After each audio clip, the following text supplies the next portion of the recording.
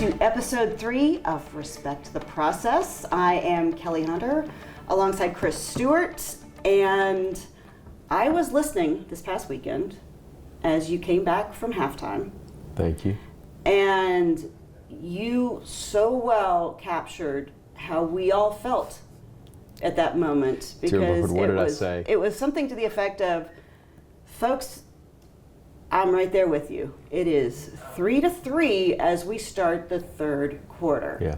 And I have to imagine, I'm going to take that back because this is me imagining, that if Nick Saban were to allow Ty Buckner and Tyler Simpson to play in a game this season and treat it almost like a scrimmage in a non-hostile environment aside from the monsoon, this was going to be it. Probably so. Okay. Probably so. By the way, just flat out cruel with the PTSD I've got from this weekend for you to wear South Florida green. I didn't mean to. That's okay. This is lucky Kelly green. Could have here. been worse. I thought that might be the case. But what a ball game. Yeah, I had a lot of people come up to me after the game Saturday, or between then and now, half dozen or more. Golly, Chris, it sure was tough to watch that game. I could hardly watch. And I just said, well, at least you didn't have to describe it within FCC guidelines. Wasn't fun, wasn't pleasant, wasn't really good in any way except the defense. The defense was almost perfect. The 3 points you gave up, they had a short field because of the muff punt, and handled that well, holding them to 3, didn't give up anything the rest of the day. I'm not trying to sugarcoat what was a bad performance, but I'm going to be realistic about some true positives that were in that and kept what was a bad day from being an utter disaster, okay? You didn't turn the ball over, minus the one miscue that I referenced that led to the 3 points. So, and even the 3 incompletions that Ty Simpson threw on that first short field drive that he had, 2 of those could have been sacks for big losses, and he didn't take them. He somehow got the ball out of his hand, got an incompletion, didn't throw a pick, and so you had a very easy, for Will Reichard, field goal that made it 3-3 going to the locker room. That's not anything to go crazy about excitement-wise, but that could have looked a lot different in that sequence.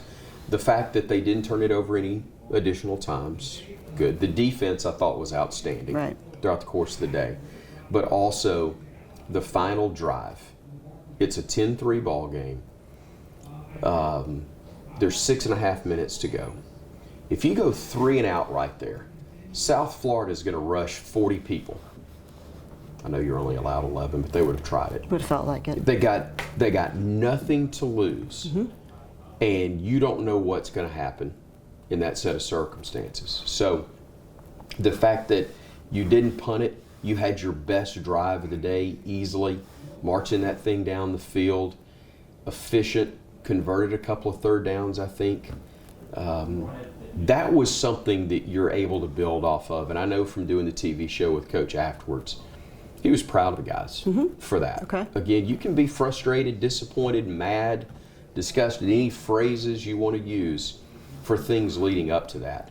But I think they showed some character in being able to suck it up, get it done, and put that game away when you really needed to take any kind of weird bounce or chance out of the equation at the end of that one.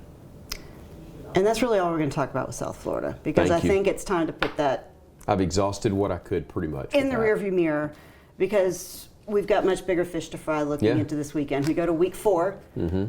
We're a third of the way pretty much through the season. It's crazy. This is not where Nick Saban wants to be or wants to be talking about going into a home game against Ole Miss. Is this what you would call a career-defining game? Because I heard fellow Birminghamian Paul Feinbaum say that he is teetering right now in terms of what people think of him as the head coach at Alabama. You mean that Paul I know made a Overstatement? An overstatement on What national television. What a shock. I'm sure it wasn't done for attention at all. Never. Look, Nick Saban could lose the next 15 games that he coaches in a row by 30 points each. He's still going to go down as one of the two best coaches of all time. It's him and Bear Bryant. Mm-hmm. Those are the two. In this state, you won't get any conversation from anybody rationally that it's anybody other than those two. His legacy's fine. Are you talking about his future? That's a different story. You lose this ball game and look bad getting beat, and then you allow a couple more to follow, it's natural that the chirping would not begin. It's already by some, because that's what they do. You know, if you say something enough times, eventually you're going to be right. If you say the end's coming, the end's coming, the end's coming, the end's coming, well, eventually when it comes, you go, see, I told you. Right. And it will eventually come. Is it now? Is it later? Time will tell on this. This team is not as good to date as we thought they would be. That doesn't mean that in a month they won't look every bit as good as we thought they might look good. They're just not as dominant today as I and many others thought they may be. So the rumors of his career demise are way too premature. I'm not going to say they're exaggerated, because time will tell that. But Paul's made a very nice living for a long, long time overstating something with no concerns about having to deal with the repercussions if he's wrong. Right. And he's not the only one. No, or So- any real backing or confidence or information. So on Monday, Nick Saban spoke rather briefly to the media, in about 9 minutes. But one of the few things he did say was seemingly that Milroe will be the starter. Jalen Milroe will be the starter this coming Saturday against Ole Miss. Do you think we will see more than one quarterback play? He could have gone for 49 minutes, and the takeaway still would have been that it was Milroe. Yes. There's no doubt, because that's what everybody wanted to hear and to know what was going to transpire with that position. Unless Jalen has an absolute meltdown, in which case you may see Ty Simpson again. I would be shocked if Jalen's not the guy, as long as the game is in question. He gives you the best chance. We saw that, I believe. The best chance at explosive plays. He is the most dangerous player on the field. He's just got to make sure that he's not dangerous to Alabama. Don't throw the 2 picks that he threw in the Texas game where they're right to an opposing player. Go make your big plays. But in fairness to him, he's also got to be put in position to do that. Everybody's got to do their job. We know that. And that includes the offensive coaching staff in designing things for him that he does best. And I think now that they are fully understanding he's your best option. Not that you're chucking the playbook, I don't mean that at all, but you tailor the playbook in what you already have in your system that fits him. And if they do that, and he can avoid throwing it to the wrong color jersey, then I still think they're going to be fine offensively. There are a ton of weapons, we know that. You got to make sure they're utilized the right way. He's got to have time to find plays, and then when he gets the time, he's got to make the right read.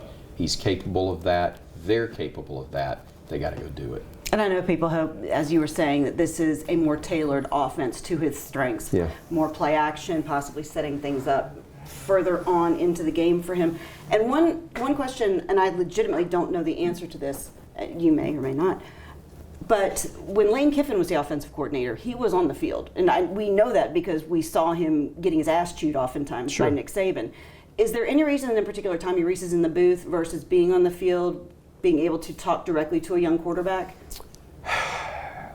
You know, there are some coaches that like to be up top. Yeah. And I think Coach Saban likes to give them the opportunity to do that. That's an interesting question, because I I've heard Coach talk about it. I've seen it with other coaches as well. I know everybody's different, as you were saying. They are different. I remember one instance in particular back 25 years ago plus when I was the sideline guy for UAB football. They're playing at Virginia Tech. It was before Michael Vick was there, but it was one of those first great Virginia Tech teams. It may have even been the one that a year or 2 years later would beat Alabama in the Music City Bowl. So it's around that era. I'm just giving a time reference. I'm on the sidelines. UAB's up there. It's early in their D1 career, first year of their D1 existence. And Bill Clay was the defensive coordinator. Veteran guy, been around a long time. He was always up top. Weren't a ton of people on the sidelines at UAB. No. Weren't a ton of people traveling. So it was kind of quiet. You could hear pretty well. They're down 14-0 about the time the national anthem has ended. And they have scored 2 touchdowns on probably no more than 5 plays. I hear Watson on the headset, "Bill, you better get down here. You boys are wide-eyed." And sure enough, it's 5 minutes later or less, I see Bill Clay hoofing it, down behind the sideline, coming there to be behind the end zone to get to the sidelines where he talked to him. That team needed it. Yeah. I don't know yet if that's something. There's so many assistants. There's so many guys that work with them. I don't know, frankly, who that is because I haven't been on the sidelines, but you've given me something to definitely look for because I think you can accomplish what you're talking about. I don't know that it has to be Tommy Rees. It makes sense. But the other dynamic that Nick Saban's working with, you've got a young quarterback, although he's been there in his 3rd year now, he's still a young, as the starter, inexperienced guy. Tommy Rees ain't that old. No. And he hasn't been in this situation, this circumstance. He has been the coordinator, but he hasn't been Nick Saban's coordinator. And so I think there's the learning curve there of what works best for him. Is it having the physical separation from coach, or does coach need to be directly in his face talking to him and expressing what he wants done? I'm sure there's plenty of that in practice, meeting rooms, all of that, but I think we'll find out soon if that's going to change on game day. Great question, though. Not going to beat a dead horse because, and I just want to quickly address it, but 3 upperclassmen on the offensive line. Mm-hmm. The snaps have been inconsistent from center, some low, some high. We've oftentimes found ourselves on the wrong side of the line of scrimmage. It feels like all too often. Do you anticipate a change in personnel, or do you just anticipate, as they were saying earlier, better execution when we go out this week? Tyler Booker's going to be back in all likelihood at left guard, which is going to be a massive part of it. And the reason that I think Caden Proctor looked lost at times, he didn't have that veteran next to him. No. TJ Ferguson's a good lineman. He's got a great future. He doesn't have the veteran leadership experience that Ty Booker does, and Caden Proctor needed him next to him to help get him in the right spot, get him in the right situations. That was missing. And I think if you do indeed get Booker back, I think that will look better for Caden and different for Caden this week, even though you're going to be playing a much better defense in Ole Miss than what you faced in South Florida. Okay, we're going to shift over, talk a little bit about Ole Miss, because I almost feel like we're talking still about Alabama as much as we talk about Ole Miss, because we know so much about Kiffin, Pete Golding, but to talk a little bit about Lane. We know that he loves to try and mix it up as much as he can. He loves to throw everything out there. He has a lot of confidence in his quarterback, Jackson Dart, right now. Yeah. We have seen that oftentimes, if you can beat the safety, which has happened against Alabama's defense, bust the cover 2, we know that Lane's going to be up-tempo. We know he's going to try and go deep. But we also have seen him tie himself in knots because he wants this win so much. Because this could also be a career-defining win for Lane Kiffin. No, I agree. And he was so close his 1 year in Knoxville, pulling that off. And For he and Pete both, it's a huge ball game and a huge opportunity. Yeah. For their program, it's massive. Bigger for him than it was for Hugh Freeze when he beat Alabama twice. Because Bama went on to win a national championship both years. Right. Hugh never got to Atlanta. That's the one piece of continuity that the Ole Miss situation has had. Not taking a shot, it's just fact. They've never played Atlanta in the SEC championship game. And this is a year where if they win this ball game, I know it's week one in terms of the conference, all that, or the first for Alabama. This could really springboard them to something they haven't done. That's why I don't think they'll play very well. That's why I think they'll be very tight. I think Alabama's going to play well and take care of business. I know what Vegas has said on this game, and there's a reason they have lots of shiny things there. I just won't be stunned if Alabama has its best performance of the year so far. And I know that's not setting a very high bar, but I think they can do that or will do that. And this could be a very good game for Alabama and springboard them, because I think there is so much on this right now for Ole Miss. Pete Golding ran Nick Saban's defense when he was here Yeah. in Tuscaloosa. Now he's running Pete Golding's defense. How much of a difference? Because obviously players know Pete Golding. Yeah. They know his play calling. They know what he does. Will it be drastically different than what we had seen under Nick Saban? I don't know, but I do know he had some great players to run that with at Alabama. He's got some great athletes at Ole Miss. You know, when you're driving your dad's car, it can be a better car, but you're kind of nervous driving dad's car because it's dad's, and you're worried about wrecking it. And when you're scared, you're not really driving at your best. When it's yours, and instead of driving the Rolls Royce, you're driving a really nice, high-end, but step-down vehicle that's yours, that you're comfortable with. Sometimes you just drive better. I think he's going to drive this one a little bit better. I don't think Pete's a terrible coordinator. I think he made some mistakes. And again, saw this with Mal Moore when he was Gene Stallings' coordinator and also when he was Coach Bryant's coordinator. Nobody was going to blame Coach Bryant, so they blamed Mal.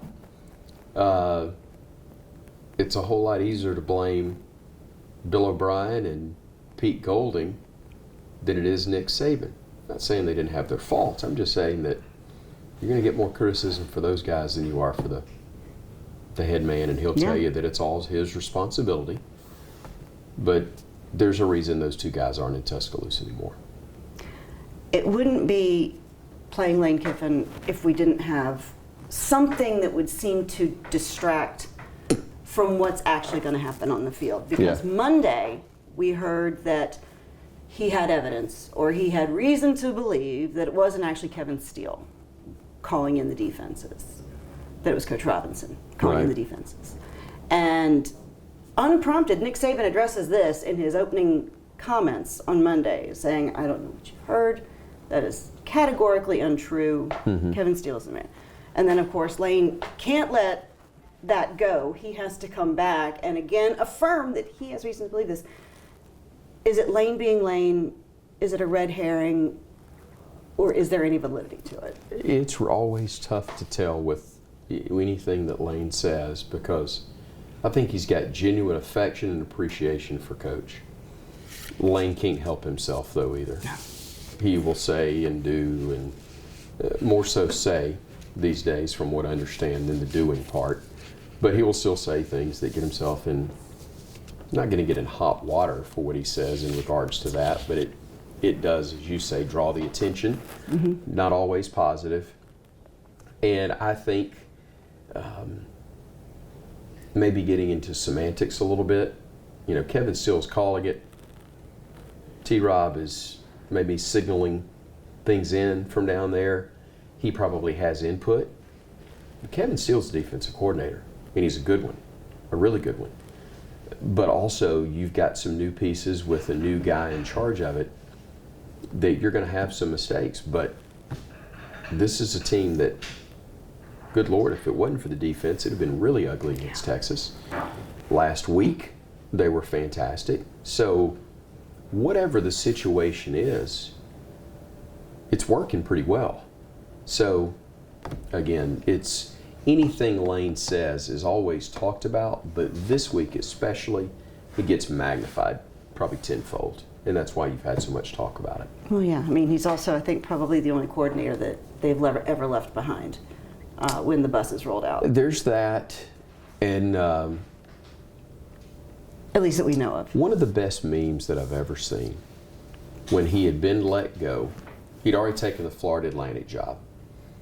And it's the week of the national championship game, and Coach says, you know, why don't you just go ahead? And there was a meme where, from the movie Friday, Yes. where Chris Tucker, I always get it confused, Ice-T or Ice Cube? That was Ice Cube. That was Ice Cube, thank you. I know the difference in two, Okay. but I could always get Ice Cube. Ice Cube has gotten fired. Remember, they're sitting on the porch. Chris Tucker goes, how you going to get fired on your day off? Great meme was Lane Kiffin there as Ice Cube going, how you going to get fired from a job you've already quit? And he had. Yeah. And he got let go. Told your services are no longer needed. He can't help it. He couldn't help himself. Sometimes with actions as well as words. Before, from what I understand, I'm giving him the benefit of the doubt because I don't know definitively, but I know people that know him well. And they say the actions are a lot different. The mouth, it's still lame. And that could cause a lot of problems. Or at least draw a lot of attention, which in his spot is probably not a bad thing. No, I was going to say sometimes any attention is good attention. As long as they spell the name right. And yeah. Okay, so this weekend you will be back in doing pregame Doing a interview with pregame Coach? interview with Coach, and then I will hang out, watch the game, and then do the postgame show with him, the TV show Yeah. with him, which is done postgame. Who did you piss off at ESPN that they're going to give you the 8 o'clock kickoff next weekend in Starkville? In Starkville? Boy, the list of people I piss off, that's a lengthy one. It grows by the When day. I heard the kickoff times, because they were talking about how it was an odd scheduling of kickoff times, that then yes, we go over to Starkville where That's one of those wow. where I hope it's a big Alabama win. yeah. They take care of business. We'll get out of there pretty quick with Coach.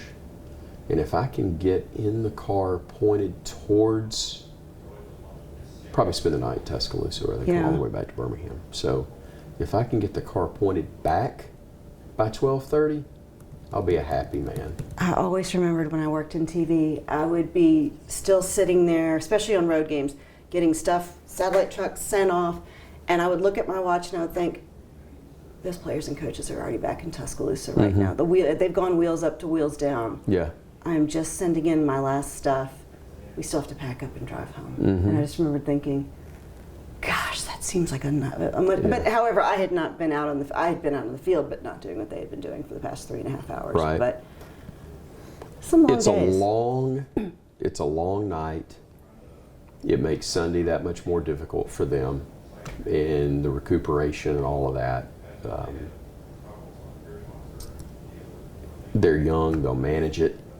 Player-wise, coaches, it's a grind, it's tough, but we'll get out of there and get some rest, and then point everything towards College Station after that, because that's back-to-back road games. That's a lot of maroon to see in consecutive weeks, but Bama will see that on the road. But those will mean a lot more if they can find a way to get it done against Ole Miss in that ball game Saturday. Are you regimented on game day as to how you do things? Not really. I mean, it varies for me. If it's a night game, I've got some things that I normally try to do around home. Yeah. You're not going to drink a big gulp, I would imagine, No. shortly before. No, I will not do that. And It's very good. Well. Yeah, I will limit the hydration. It's why I've got the mints that I always keep in the back of the mouth, so that I can keep the mouth moist, but I don't have to worry about drinking and ask them if they can call timeout so I can run Yeah. the restroom. Well, and it's funny. So a friend of mine, he had gotten his pilot's license, and he was older, and he had an index card in the seat behind that if something ever happened to him, it was going to tell his wife how to land the plane. Jeez. And I was thinking, like, I wonder if there's an index card in the booth that if for some reason you ever have to leave, that Tyler can land the plane or bring the broadcast in if he were to have to do it. Brian Passink used to joke that if anything ever happened to me, he's got a pair of scissors so he can cut his microphone. Because he said, I'm not about to try. Not going to bring this baby in. I'm not going to try to do this. We're just going to go ahead and end it right here. I'm cutting the phone line. I'm cutting the Ethernet connection now. It's what it is. I'm cutting my headset. He goes, I'm not doing this. Okay. So it probably falls on Stipe these days for that. But no, if it's, well, the advantage we have there now with our crew, in all seriousness, if something were to happen, the break glass in case of emergency guys, Roger Hoover, who's done play-by-play a million times, and it would never miss a beat. Roger, we throw it to you. Roger. We're going to ask you to bring it home. It's there. And then do the Roger. That's it. What's your over-under? Okay, so speaking of over-under, I am curious, do you see Alabama scoring, let's say, more than 21 this weekend? Yeah, I do. I really do. I think they're going to play really well offensively. I mean, think about this now. They played, I know Ole Miss is better defensively than South Florida, but Alabama played about as bad as you would think they could play offensively. Had some big things in the run game in the second half, especially on that final drive. But they are not going to play as poorly offensively as they did last weekend. So, yeah, I think something north of 24, maybe north of 30 is realistic. I'm not trying to go pie in the sky, but I think that's what they can do.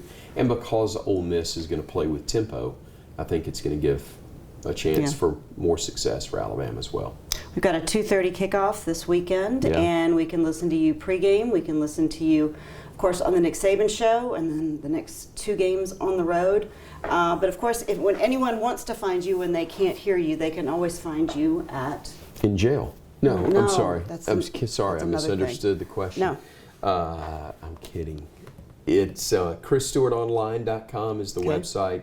It's got a link from there for all the social media platforms that I'm on, just like everybody else. We've got them for Twitter, X, whatever they're calling it this week, Instagram, Facebook as well. They're all available. ChrisStewartOnline.com. Don't forget the 2 S's between the end of the first name and the start of the last name. That's always tough. 2 S Chris.